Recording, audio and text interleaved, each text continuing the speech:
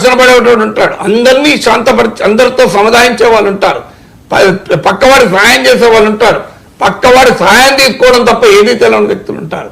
అసలు ఈ ప్రపంచంతో సంబంధం లేని లో ప్రొఫైల్ వాళ్ళు ఉంటారు, వాళ్ళు తొందరగా ఎలిమినేట్ అవుతుంటారు, ఎందుకంటే వాళ్ళని ఎవరు రియాక్టే కాదు. సో ఇన్ని రకాల స్వభావాలు ఎలా అయితే మన చుట్టూ ఉన్న జీవితంలో ఉంటారో అదే రకమైన స్వభావాలు మన స్క్రీన్ పైన కనబడుతూ ఉంటాయి. స్క్రీన్ పైన కనబడుతుంటాయి, మళ్ళీ అది ఫిక్షన్ కాదు, అది స్క్రిప్ట్ కాదు, అంటే మన కుటుంబంలో ఉండే అంశాలను రాసిన స్క్రిప్ట్ కాదు, అది స్క్రీన్ పైన నిజ జీవితం. అది వాళ్ళు నిజంగా అలా ప్రవర్తిస్తున్నారు. ఎందుకంటే 105 రోజుల పాటు నువ్వు బంధించి పెట్టావు కనుక వాళ్ళ రియల్ బిహేవియరల్ ట్రేడ్స్ బయటకు వస్తున్నాయి. అందువల్ల ఇలా బిగ్ బాస్ అనేది ఒక పెద్ద psychological study based social experiment. అంటే హ్యూమన్ ఎలా ఎమోషన్స్ ఎలా కనెక్ట్ అవుతుంటాయి అన్నదానికి ఇది ఒక ఇండికేషన్. తర్వాత దీంట్లో ఏమవుతుందంటే మనం ఈ షో చూసినంతసేపే కంప్లీట్ కాదు వ్యవహారం, ఇది బియాండ్ ద షో కనెక్ట్ అవుతుంటారు. బియాండ్ ద షో కనెక్ట్ అయ్యేది ఏంటి? ఇప్పుడు బాహుబలి అయ్యాక టీ స్టాల్లకు కలిసిన ఫ్రెండ్స్ కలిసిన కట్టప్ప బాహుబలిని ఎందుకు చంపుంటాడు అని చర్చించుకున్నారు. కట్టప్ప బాహుబలిని ఎందుకు చంపుంటాడు అన్న ప్రశ్న బాహుబలి 2 విజయానికి కారణమైంది, పైసా ఖర్చు లేకుండా. ఇది కూడా ఏమవుతుందంటే బిగ్ బాస్ అయిపోయాక వాట్సాప్లో నువ్వు చూసావా బిగ్ బాస్ నిన్న వీళ్ళు ఇలా అలా ఎందుకు బిహేవ్ చేశారు, ఇలా ఎందుకు మాట్లాడారు అని చర్చించుకుంటుంటారు. ఇందులో ఒకే రకమైన ఒపీనియన్స్ ఉన్న వాళ్ళు కనెక్ట్ అవుతుంటారు. వాళ్ళు అలా ఉండడమే కరెక్టు, లేదు ఇలా ఉండకపోవడం కరెక్టు వాళ్ళు అని మాట్లాడుకుంటారు. ఒక కమ్యూనిటీ ఏర్పడుతుంది. అంటే బిగ్ బాస్లో ఉండే వివిధ రకాల క్యారెక్టర్స్ ఆ ప్లేయర్స్తో కనెక్ట్ అవుతున్న వ్యక్తులు కూడా మళ్ళీ బయట సమాజంలో కనెక్ట్ అవుతున్నారు. వాళ్ళు ఒక మీటింగ్లలో మాట్లాడుకున్నారు, కిట్టి పార్టీలో మాట్లాడుకుంటున్నారు, వాళ్ళు ఒక ఫేస్బుక్లో కమ్యూనిటీలో మాట్లాడుకుంటున్నారు, వాట్సాప్లో మాట్లాడుకుంటున్నారు. ఇది ఆటోమేటిక్గా షోను మల్టిప్లై చేస్తుంది. ఇప్పుడు బిగ్ బ్రదర్ ప్రారంభమైన 25 ఏళ్ల క్రితం అనుకుంటా ప్రారంభమైన, అప్పుడు లేని ఈ డైమెన్షన్ ఇప్పుడు ఆడైంది. ఈ డైమెన్షన్ ఏమవుతుందంటే ఒక మాట్లాడిన దానిపైన, ఇప్పుడు నేను సిరియా యుద్ధం పైన మాట్లాడింది అనుకోండి, ఒక టీ స్టాల్లో కలిసిన వాళ్ళు నాగేశ్వర గారు సిరియా యుద్ధంపై చెప్పారు కదా, అల్ జలాని అబూ మహమ్మద్ అల్ జలాని వాడు ఏమో మారేంటంటారా, HTS మారలేదంటారా అని ఇవ్వడం చర్చించుకుంటారు రవిశంకర్. మీకు అబూ బకర్ అల్ బగ్దాది వారసుడు కదా, వాడు మారతాడా? లేదు వాడు మారేండట, వాడు ఇదివరలాగా జిహాదిస్ట్ కాదట అని ఇద్దరు మాట్లాడుకోరు కదా. కానీ ఇంకో రోహిణి గౌతమ్ గేమ్ ఇలా ఉండే కరెక్టే కదా, గౌతమ్ కరెక్ట్ కదా, రోహిణి కరెక్ట్ కదా అని మాట్లాడుకుంటారు. సిరియా యుద్ధం గురించి మాట్లాడుకున్నారు అనుకోండి, అది కూడా పాపులర్ అవుతుంది కాదు, కాకపోవడానికి ప్రసక్తే లేదు. ఆ మేరకు మాట్లాడుకుంటున్నారు కనుకనే నాగేశ్వర్ వీడియోలు సిరియా యుద్ధం పైన మాట్లాడిన కొన్ని వేల మంది చూస్తున్నారు. కానీ మీకు దీనిపై మాట్లాడుకున్నంత 1,00,000 మంది మాట్లాడుకుని దాంట్లో 100 మంది మాట్లాడుకుంటారు. సో అందువల్ల ఈ కమ్యూనిటీ బియాండ్ షో కూడా దీనిపైన చర్చ జరుగుతోంది. ఆ క్యారెక్టర్స్తో ఐడెంటిఫై అయిన వ్యక్తులు birds of same feather flock together అంటారు. అంటే వాళ్ళు కలిసి మళ్ళీ చర్చించుకుంటున్నారు. ఇలా ఒక మల్టిప్లై కూడా అవుతుంది. అందువల్ల ఇది ఒక అప్లైడ్ సైకాలజీ. సమస్య ఏంటి? ఇది మరి సమాజం పైన ఏ రకమైన ప్రభావం చూపుతుంది? ఇది నెక్స్ట్ క్వశ్చన్. అంటే సమాజం పైన ఎప్పుడు కూడా ఎంటర్టైన్మెంట్ మా పని కాదు అని ఎంటర్టైన్మెంట్ సృష్టించే వాళ్ళు చెప్తూ ఉంటారు. మేము వీఆర్ ఓన్లీ ఎంటర్టైనింగ్, మాకేం సంబంధం, బిగ్ బాస్ ఇది ఎంటర్టైన్మెంట్ షో.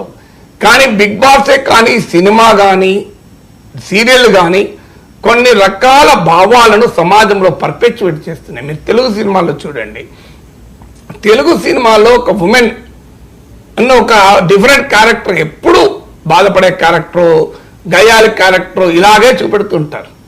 అంటే ఇప్పుడు ఈ బిగ్ బాస్లో కూడా ఏం సమస్య ఏంటంటే స్టీరియో టైప్స్ను మరింతగా సమాజంలో బలోపేతం చేస్తున్నాయి. ఏంటి ఆ స్టీరియో టైప్? ఉమెన్ ఎంత గొప్పగా పర్ఫార్మ్ చేసినా సమాజం గుర్తించదు, కుటుంబాలు గుర్తించవు, భర్త ఎక్నాలెడ్జ్ చేయడు. ఇందులో మీకు ఒక పెళ్ళైన వాళ్ళు ఉంటారు బిగ్ బాస్లో, పెళ్లిగాని వాళ్ళు ఉంటారు, ఇద్దరు పెళ్లిగాని వాళ్ళు వచ్చి ప్రేమించుకుంటుంటారు. పెళ్ళైన వాడు ఫీల్ అవుతూ తన భర్తకు దూరం ఉన్నానని ఫీల్ అవుతుంటారు, భార్యకు దూరం ఉన్నానని ఫీల్ అవుతుంటారు, బిడ్డలకు దూరమైన అని ఫీల్ అవుతుంటారు. ఈ ఇన్ని రకాల ఎమోషన్స్ అన్నీ ఇందులో కనబడుతుంటాయి. అవి తప్పేం లేదు. కానీ స్టీరియో టైప్స్, ఇప్పుడు జెండర్ బయాసెస్, మనిషి ఫేర్గా ఉన్నాడా, ఫేర్ అన్న పదం పైన తీవ్ర వ్యతిరేకత వస్తుంది. వాట్ ఈస్ ఫేర్ అని? ఫేర్ అంటే తెల్లగా ఉంటేనే గొప్పవాడా అని సమాజం నుండి ఒక స్టీరియో టైప్ అది. అలాగే లావు సన్న సమాజంలో ఉండే స్టీరియో టైప్. లావు ఉంటే సన్నంగా ఉంటే తేడా ఏంటి అని నాలాంటి వాడు అంటాడు. కానీ సమాజం అట్లా ఉండదు. లావు ఉన్న వాళ్ళని ఒకవైపుగా చూస్తారు, సన్నగా ఉన్న వాళ్ళు ఒకవైపుగా చూస్తారు. ఫేర్ అని చెప్పబడే వైట్గా ఉన్న వాళ్ళు ఒక రకంగా చూస్తారు, లేని వాళ్ళు ఒక రకంగా చూస్తారు. ఉమెన్ అండ్ మెన్ ఈ రకమైనటువంటి స్టీరియో టైప్స్ను స్క్రీన్ పైన కన్సాలిడేట్ చేసి సమాజంలో వాటిని మరింతగా బలోపేతం చేస్తున్నాయన్నది మొదటి విమర్శ. రెండవది సైకాలజీ భాషలో వైకేరియస్ ఎమోషన్స్ అంటారు.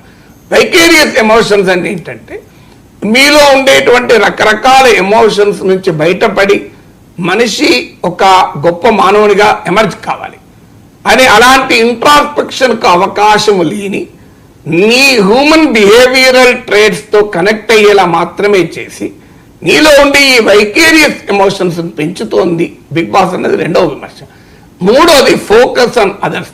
స్వామి వివేకానంద్ అంటాడు, రోజులో కొంచెం సేపైనా నీతో నీవు మాట్లాడుకో, నీ ఒక డిఫరెంట్ మానవుడిగా, ఒక వేరే మానవుడిగా తయారవుతావని. మనం ఎంతమంది చేస్తామని చెప్పండి? జీవితంలో రోజులో ఒక అర్ధ గంట స్పీక్ టు యువర్ సెల్ఫ్. నేనేంటి, నా ప్రవర్తన ఏంటి, నా స్వభావం ఏంటి, నేను చేస్తున్న పనేంటి, నేను వివరిస్తున్న తీరేంటి, కుటుంబ సంబంధాలు నేను ఎలా మెయింటైన్ చేస్తున్నా, అన్ని just speak to your self. నువ్వు చాలా రిఫార్మ్డ్గా, చాలా మంచి పర్సనాలిటీగా ఎమర్జ్ అవుతావు if you can speak to your self. ఎందుకంటే ఎవరూ లేకుండా నువ్వు ఒక్కనివి నీతో నువ్వే మాట్లాడుకున్నావు అనుకోండి.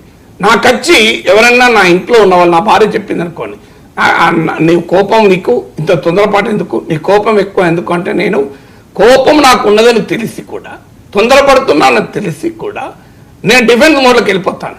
నేను డిఫెన్స్ మోడ్లోకి వెళ్ళిపోయి నాకేముంది ఆ కోపం, నీకు లేదా, నువ్వు నాకు చెప్పేదాన్ని వినవా అని రియాక్ట్ అవుతుంటాడు. కానీ నాకు నేనే మాట్లాడుకున్నాను అనుకోండి, మరి నేను కోపానికి వస్తున్నానా, నాలో ఎందుకు శాంతం ఉండడం లేదు, ఏ కారణం కూడా కోపం, ఓహో వర్క్ ప్రెషర్ పెరుగుతుంది, తగ్గించుకోవాలి. కోపం ఎందుకు, నేను కొంత లోన్లీనెస్ లోన్గా ఉండాలి, ఎప్పుడు అడావులు ఉండద్దు, ఏది రీజన్ ఏంటి?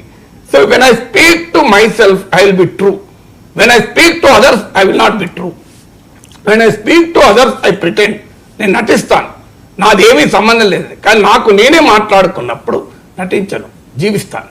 అందువల్ల నిరంతరం నీతో నీవు మాట్లాడుకోని స్వామి వివేకానంద చెప్తే, బిగ్ బాస్ అందుకు రివర్స్గా మనకు చెప్తోంది, నువ్వు ఫోకస్ ఆన్ అదర్స్. పక్కింటూ ఇల్లు పైన కేంద్రీకరించు. ఎందుకు బిగ్ బాస్ చూస్తున్నంత రేపు ఆ సీజన్, ఇప్పుడు సీజన్ 8 సీజన్ అయిపోయేంత రేపే కాదు, నెక్స్ట్ సీజన్ వరకు కూడా మనిషి అదర్ హౌస్ పైన మాట్లాడుకుంటాడు. ఈ ఫోకస్ ఆన్ అదర్ అనేది మనిషిని, సమాజంలో మనిషిని బెనిఫిట్ చేయదు. ఫోకస్ ఆన్ యువర్ సెల్ఫ్, నీతో నీవు ఇంట్రాస్పెక్షన్, అది ఎక్కడ మనకు చూపెట్టరు కదా.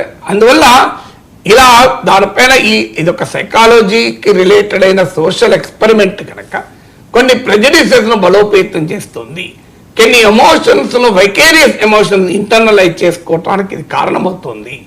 ఫోకస్ ఆన్ యువర్ సెల్ఫ్ కాకుండా focus on other syndrome create చేస్తుంది. కొన్ని స్టీరియో టైప్స్ను, బయాసెస్ను సమాజంలో బలోపేతం కన్సాలిడేట్ చేస్తుంది, పర్పెచ్యువేట్ పెంచుతుంది. ఇలాంటి విమర్శలు కూడా బిగ్ బాస్ పైన ఉన్నాయి. బట్ ఏదైనా ఏదో ఒక ఎమోషన్ ట్రిగర్ చేస్తేనే పాపులర్ అవుతుంది. Either you